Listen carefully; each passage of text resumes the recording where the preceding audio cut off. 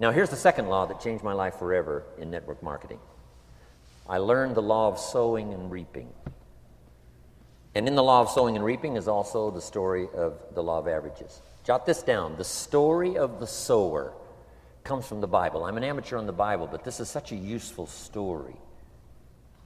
Here's what the story says. And take the notes because the drama's in the details. The sower was ambitious. Evidently, he was ambitious. When you read the whole story, you'll conclude, yes, this was an ambitious sower. Here was number two. He had excellent seed. The sower who sowed the seed had excellent seed. And the excellent seed could be an excellent opportunity, an excellent product, an excellent story. So we've got an ambitious sower with excellent seed. But now here's the rest of the details of the story. For your information, for the drama of your life, so you can understand things better. Learning some of this is how I got rich by age 31. Okay. Number one, it says the sower goes out to sow the seed, but the first part of the seed falls by the wayside and the birds get it. So jot this down. The birds are going to get some of the seed. The birds are going to get some of the seed.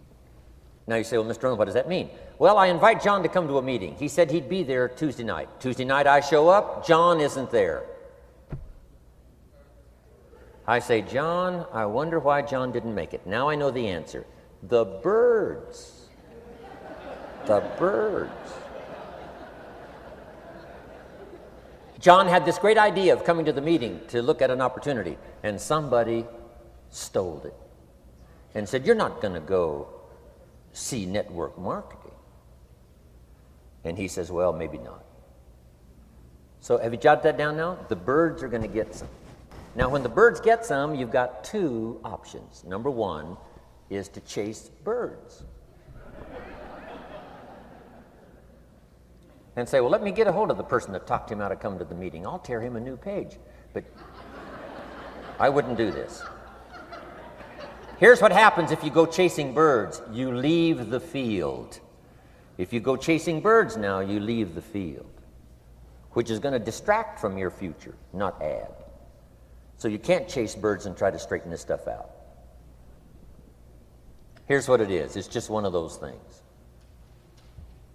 And here's the best comment when things are a little disappointing. Isn't that interesting? You just have to say, I thought sure he would be there. He promised me. He promised me. But I know it was the birds. And you just have to say, isn't that interesting? Now, here's the rest of the story. It says, the sower kept on sowing. See, that was the secret to his success. He kept on sowing. And if you keep sowing, you can sow more than the birds can get because there aren't enough birds. If you keep sowing, there are some birds, but there's not enough because the law of averages will work for you. My mentor taught me, he said, you know, Mr. Owen, there's only 9 or 10 real nasty, miserable people in the whole world. Now, he says they move around a lot, you know, and you're liable to... You'll bump into one once in a while. But when you bump into one, you say, there's only 9 more like you. I can handle that in the whole world. Okay. Now, here's what else it says. The sower now keeps sowing the seed. Now the seed falls, the story says, on rocky ground where the soil is shallow. And the rocky ground where the soil is shallow is not of your making, because you had excellent seed and you were an ambitious sower. So the rocky ground where the soil is shallow is not of your making. But here's what it says what happened. This time, the little seed that falls in the ground starts to grow, and the little plant starts to grow. But the first hot day, it withers and dies. It dies. Not an easy thing to watch. I finally get John started. Sure enough, 3 or 4 days later, somebody says, boo, and he goes,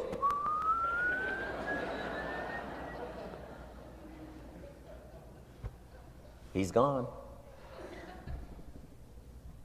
Doesn't show up at the second meeting. And I say, I thought sure John would last a week. What happened? Jot this down. The hot weather is going to get some. And this is not of your making.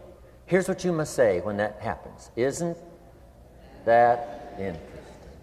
Wow. What can you do? The answer is nothing.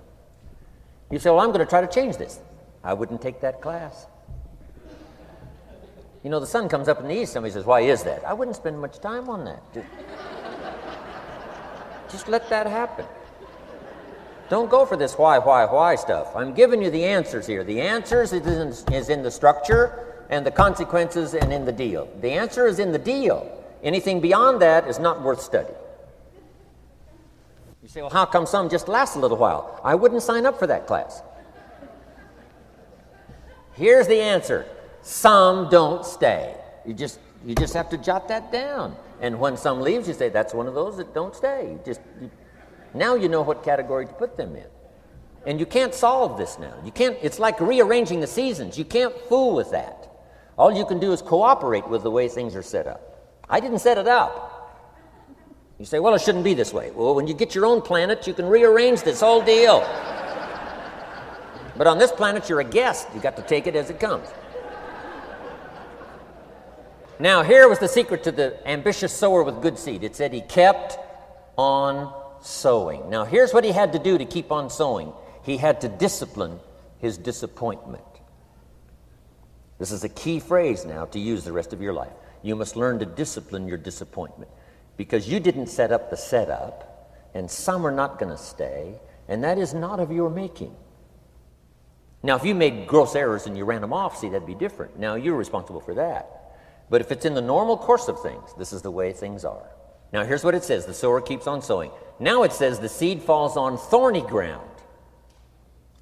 And somebody says, well, how much of this do you have to go through? Well, hang on. It's not the end of the story now. Now the little seed falls on thorny ground, and now the little plant starts to grow again. But as the little plant starts to grow, the thorns choke it to death, and it dies. So jot this down. The thorns are going to get some.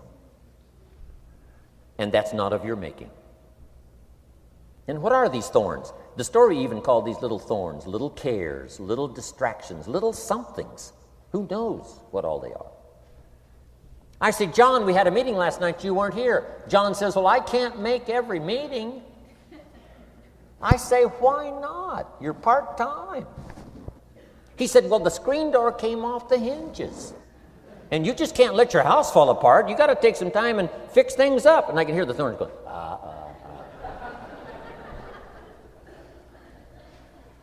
He says some extra trash had piled up in the garage. You can't let mountains of trash take over. You got to keep your trash hauled out.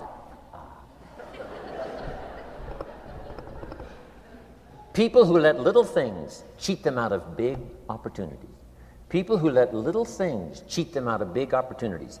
And you feel almost helpless. What could I do about that? And that's nothing. And you say, well, why is this? I'm asking you not to sign up for that class. Don't sign up for these why is this class. It's just the way it is. Like winter following fall and spring following winter. So if you got that, the thorns are going to get some. But now here's the good news. Let's read the rest of the story now quickly. The sower now what? Keeps on sowing the seed. Keeps on sharing the story. Keeps on giving an invitation.